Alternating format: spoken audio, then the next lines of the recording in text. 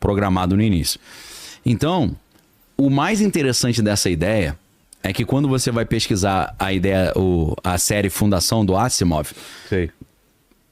teve um chinês chamado professor Jiang, que ele leu isso aí. Por quê? Deixa eu contar rapidinho a história do professor Jiang, que tá bombando aí na internet. O professor Jiang é um cara que nasceu na China, foi criado em Toronto, depois ele volta para a China como professor. Na verdade, nesse meio tempo, apesar de não ter muitas condições, ele conseguiu uma bolsa para estudar em Yale. Então o cara tem uma formação numa universidade Ivy League, né, alto nível americana. E aí o professor Jiang ele volta para a China e começa a dar aula. Na época da pandemia, por falta de professores, ele foi desafiado a dar aula numa escola, preparando alunos chineses para ir estudar nos Estados Unidos. Você já vê que esse cara deve ter também um ladinho meio de inteligência, de espionagem, ele deve ter algo nesse sentido, operação psicológica, porque teoricamente ele está preparando pequenos espiões para espionar os Estados Unidos, né? Então o professor Jiang, o que ele fez? Ele começou a dar um curso de inglês avançado para esses caras, para esses jovens. E a melhor maneira, segundo ele, de estudar o inglês avançado seria estudar os grandes clássicos ocidentais. Então ele estudou com a galera Ilíada, Odisseia, Eneida, Divina Comédia, Shakespeare. Só que aí ele descobriu um grande problema. Ele descobriu que, primeiro, foi um sucesso o curso que ele deu, segundo ele. Só que ele descobriu que os alunos chineses, que eram alunos de alto nível, que estavam sendo preparados para fazer faculdade nos Estados Unidos, eles tinham uma deficiência de história geral. E essa deficiência de história geral impedia que eles tivessem contexto suficiente para entender as obras de literatura. O cara vai estudar Divina Comédia, mas ele não entende como é que estava a Itália na época do Dante Alighieri. Ele está estudando... Tem contexto. Não tem o contexto. Ele está estudando Ilíada e Odisseia, mas não sabe o que era Troia, como é que era a história da Grécia, né, e tal. Então o que ele faz? Ele cria uma série de 60 aulas de história. Desde a era glacial até a queda do Império Americano. Então, nessas 60 aulas que ele grava no YouTube, ele começa a se inspirar no Asimov e no conceito de psicohistória, que é essa ideia de você estudar o passado para entender o presente e prever o futuro, e ele monta, trazendo para o conceito do Asimov de psicohistória, a ideia de teoria dos jogos do John Forbes Nash. E aí é lógico que eu vou ter que indicar um outro livro, outro filme, Mente Brilhante, com Russell Crowe. Mente Brilhante, lá do Russell. Uma Mente Brilhante. Bom pra caramba. Que é uma história verídica, né, do John Forbes Nash, que desenvolveu esse conceito aí da teoria dos jogos, que no final das contas às vezes você tem mais chance de ganhar quando você coopera com o seu inimigo do que quando você briga contra ele, quer eliminar o seu oponente. Quando você joga junto, né, a soma, em vez de ser soma zero, é ganha-ganha, né? Os dois ganham. Então, o professor Jiang, ele inventou algo novo nessas aulas de história e ele começou a prever o futuro com esses modelos de estudo da história. Esse cara previu a vitória do Trump, fazendo essa análise. Ele previu a guerra entre Israel e Irã, que nunca tinha acontecido desde 1948. Ele previu com 1 ano de antecedência. E é claro que esse negócio de falar as coisas antes delas acontecerem me atrai muito, porque eu tenho essa meta, né? Eu exercito isso. E ele tá na mesma opinião que eu agora, dizendo que a guerra entre os Estados Unidos e o Irã, que deu uma parada, vai voltar e vai voltar bem pior. Tá? Eu também sou dessa opinião, já tinha falado isso.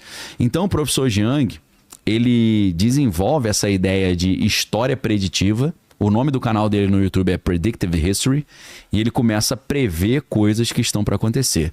E ele começa a prever coisas assim bem estranhas. Quando o Trump começou a impor essas tarifas para todo mundo, e ele sempre traz Star Wars, isso que é legal, cara. O cara tá trazendo um chinês, trazendo Asimov, né? Senhor dos Anéis, ele sempre traz isso para conversa. Ele fez algumas comparações que me deram assim um insight muito legal para usar a ficção para tentar entender a realidade. A maneira como no Star Wars, principalmente na Ameaça Fantasma, que é o episódio 1, o então senador Sheev Palpatine monta um plano altamente maquiavélico para derrubar a República e instaurar um Império Sith. Como é que ele faz isso? Eles têm ali, a República tem uma área onde eles cobram impostos para financiar a República, mas eles têm áreas de livre comércio. E as áreas de livre comércio é onde a Federação do Comércio ganha uma fortuna e não paga imposto, que é tipo uma zona franca. Qual que foi a ideia do Palpatine? Instaurar uma guerra entre a Federação do Comércio e a República, influenciando a princesa Amidala a votar, todo mundo votar a favor de quê? Da imposição de tarifas. Entendeu? Acende alguma luz aí? Pintou alguma ideia? Então, como é que termina isso? Ele influenciando e manipulando todo mundo ali para aprovar isso, porque além de ser um senador da República, ele secretamente não só é um Sith, mas ele é também o grão-mestre da Ordem Sith. Ele é o chefão dos Sith, né?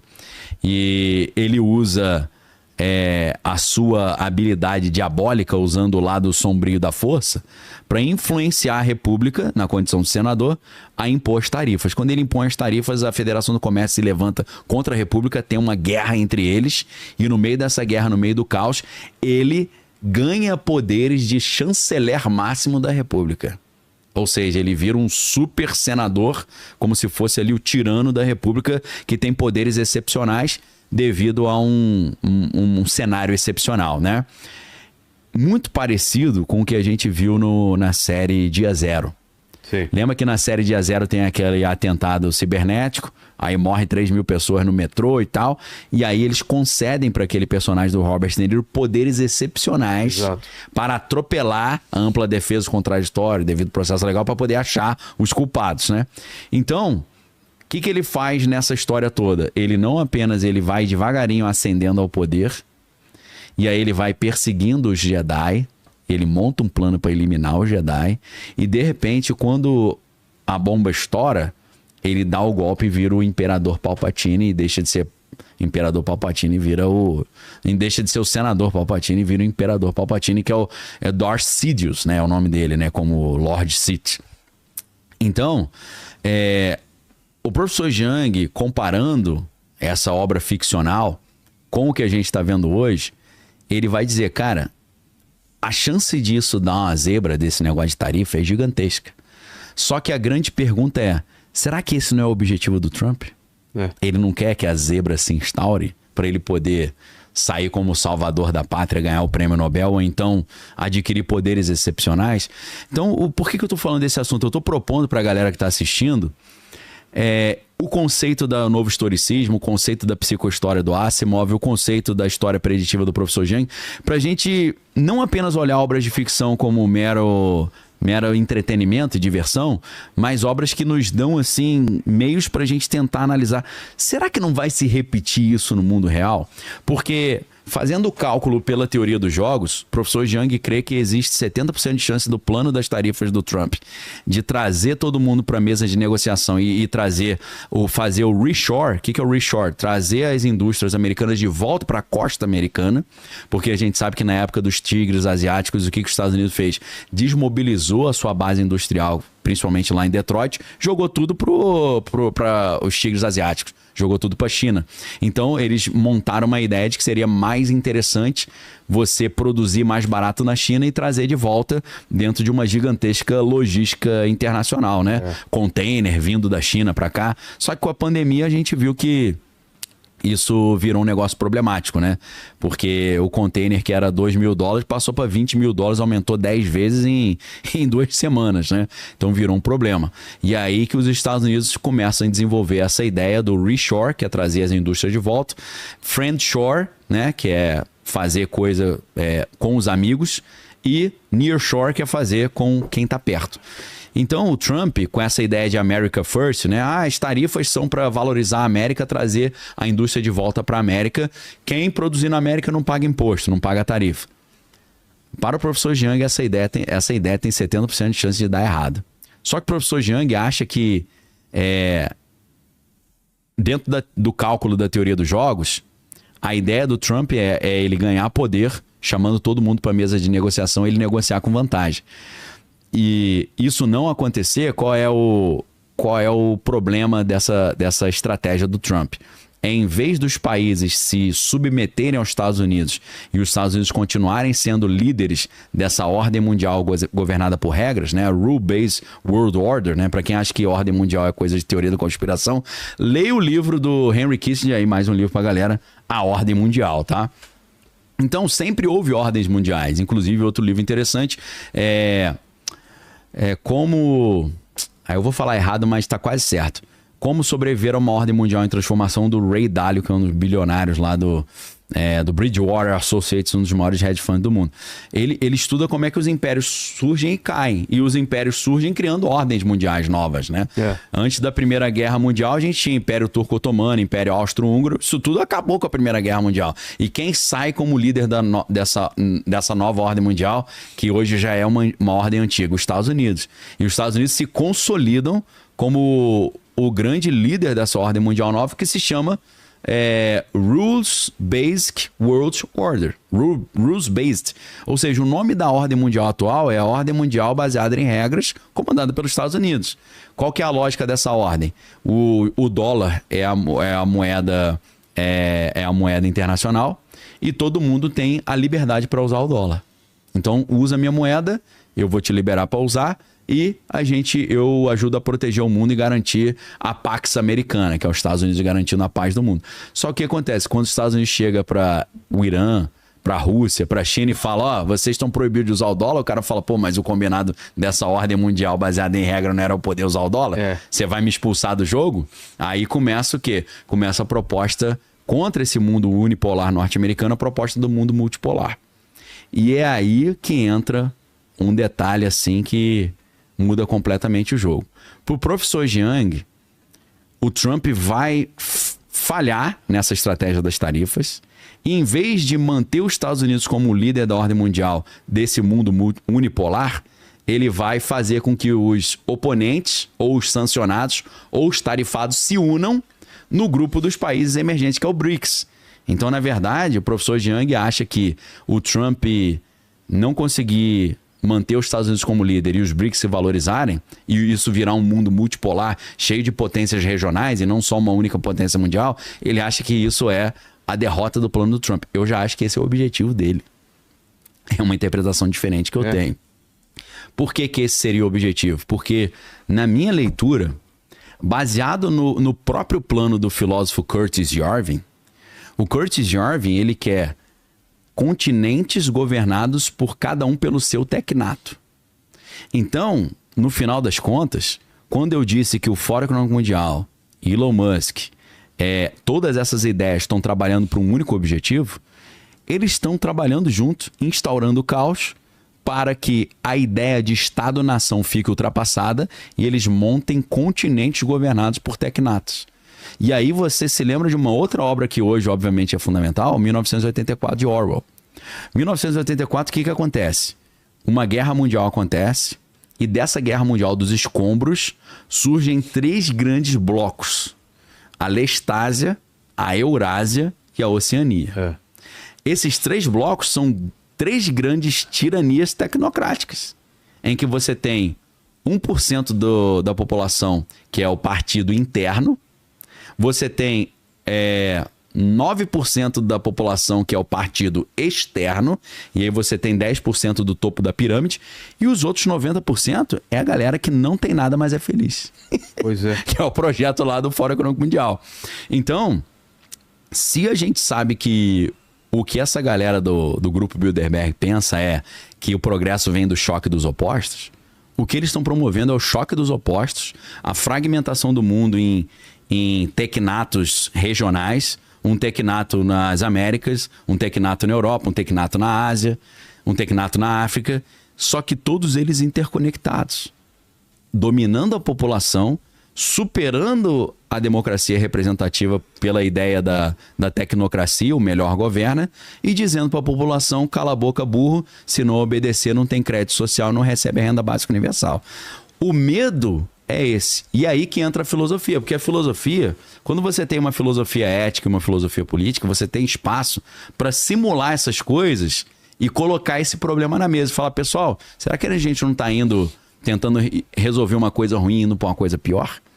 Então, o que vai sobrar nesse mundo são só essas 3 coisas. Quem produz comida, a agricultura, vai dominar tudo. Quem domina a inteligência artificial e quem sabe a filosofia. É por isso que os bilionários estão ensinando só isso para as crianças. Então você que tem filho aí, começa a ensinar isso para o teu filho também. Começa a estudar sisteminha da Embrapa, permacultura, biodigestores, biodiesel, captação de água da chuva. Começa a procurar uma terrinha com uma uma nascente de água. Além disso, ensina filosofia pro teu filho e ensina inteligência artificial também. Quem não tiver nisso aí, meu irmão, vai ficar para trás e tá na chance de ser os outros 90 lá que não tem nada e vão achar que são felizes, mas vão ser, na verdade, completamente pau mandado do sistema. Onde entra o transhumanismo nisso daí? Então, o transhumanismo, obrigado por ter essa lembrança, né? E toda essa galera tem esse mesmo pensamento. É interessante a gente ver isso, né? A China, você tem a sociedade completamente tecnocrática. Ele não escolhe o líder é auto-intitulado. O partido escolhe. Eles têm um monitoramento total da sociedade com a tecnologia, reconhecimento facial, substituição do dinheiro físico pelo dinheiro digital. Isso é o que está sendo proposto na Europa e nos Estados Unidos e na América. Então você vê que esquerda e direita não importa muito aí. Tá todo mundo propondo a mesma coisa no final das contas. E também o transhumanismo. Onde é que entra o transhumanismo nisso? Quando o Elon Musk foi, alguns anos atrás, no Joe Rogan Experience, que é o podcast mais bombado do mundo, né? Foi vendido... Chegou a ser vendido para o Spotify por 250 milhões de dólares, mesmo valor que é mais de R$1 bilhão, né? Ele foi no Joe Rogan Experience e ele falou o seguinte... o Joe Rogan falou, mas e o perigo da inteligência artificial? Porque em 2014, Elon Musk falava que a inteligência artificial era igual uma invocação demoníaca. Em que sentido, né? Aí ele fala, sabe aquele filme que o cara fala assim, ele desenha um pentagrama no chão e fala, vamos invocar um espírito? Aí alguém fala, mas isso não vai dar problema não? Não, pode deixar que tá sob controle. Só que aí o espírito lá escapa e mata todo mundo. Ele falou, ele falava em 2014 que a inteligência artificial era isso. Que era um negócio que a gente estava brincando, ia falar não tem problema e ia matar todo mundo. Não só ele falava isso, o cofundador da Apple, Steve Wozniak, fala isso até hoje. Stephen Hawking, falecido, falava isso. O Nick Bostrom, que é um grande professor de Oxford, também alerta para esse problema. Fora toda a galera que assinou aquele abaixo-assinado do professor Max Tegmark do MIT. Todo mundo tem esse medo. Então, olha onde é que o transhumanismo entra. Quando você chega pro Elon Musk e fala, cara, mas não tem esse perigo da inteligência artificial acabar com a humanidade? Ele fala, tem. Inclusive, deixa eu só fazer um parênteses. Elon Musk, quando ele, junto com o Sam Altman, ele cria a OpenAI, que fabricou o ChatGPT, a ideia era criar uma inteligência artificial, código aberto, seguro e sem fim lucrativo. Né? Por isso que o nome dela é OpenAI, aberto, código aberto. Então a ideia foi essa para competir com o DeepMind, que era a inteligência artificial mais avançada da época, que ele dizia que era do demônio. Só que aí, segundo ele, quando a filosofia da OpenAI começou a deixar de ser código aberto, sem fim lucrativo e para o bem da humanidade, ele falou que ele saiu da empresa. E ele está processando hoje a OpenAI e o Sam Altman, eles viraram inimigos, né? Então, o Elon Musk sempre está querendo montar projetos que tragam uma inteligência artificial segura. Ele criou a xAI com essa desculpa, só que hoje, recentemente, ele falou para o Jordan Peterson que em Memphis, no Tennessee, ele está criando o nosso novo Deus. Aí você fala, pô, irmão, aí é para eu ficar com medo? Ele começa a rir, aí emblemático ainda o Jordan Peterson, né? O Jordan Peterson falou, não achei graça não. Muito emblemático, porque ele fala, a Memphis, a antiga capital do Egito, onde os faraós governavam, né? E lembrando, né? O faraó Ramsés II, que governava em Memphis, o nome grego dele era Ozymandias, né? Para conectar com Alan Moore aí, né? Aí mais outra dica, se você quiser ler, né? Watchmen, V de Vingança, O Monstro do Pântano, o livro Jerusalém, que é sensacional também, entre muitos outros. Então, quando você pergunta para Elon Musk, mas não tem o perigo da inteligência artificial exterminar a humanidade? Ele fala, tem. Aí o Joe Rogan fala, e agora, qual é a solução? Ele fala, a solução é o merge, em inglês ele fala, é o merge scenario. Merge é fusão. Scenario é o cenário de fusão. Como assim o cenário de fusão? Aí ele fala, se você não consegue vencê-lo, junte-se a ele. Nós nos tornarmos máquinas também. Então a proposta do transhumanismo é colocada pelo Elon Musk como a única solução para a gente não ficar para trás e não ser destruído pela inteligência artificial. Entendeu? É virar meio máquina. É virar meio máquina. É unir a máquina ao ser humano e a gente ter algo além deles, que a gente vai ter a máquina e mais o humano. Só que você vira um ciborgue nessa história. Peter Thiel, ele tem dado entrevistas altamente preocupantes. Ele deu uma entrevista para o Hoover Institute, que ele já falava isso, e agora ele deu uma entrevista para o Ross Cutler, que é jornalista do New York Times. Essa entrevista está no YouTube. Eu ia falar que era incrível, mas é assustadora também. O Peter Thiel, ele fala o seguinte: quando Jesus fala, ele se diz cristão, né, o Peter Thiel. Quando Jesus fala de você nascer de novo e salvar a sua alma e passar por um novo nascimento, é uma espécie de transhumanismo. Então ele quer usar o cristianismo para defender o transhumanismo. E ele fala, eu não quero só trocar a minha alma, eu quero trocar o meu coração, meu rim, eu quero trocar até, ele fala, meus órgãos reprodutores, eu quero trocar tudo que eu quiser. Por quê? Aí ele fala o seguinte: lá em 1 Tessalonicenses 5:6, se eu não estou enganado, a gente lê o slogan do anticristo.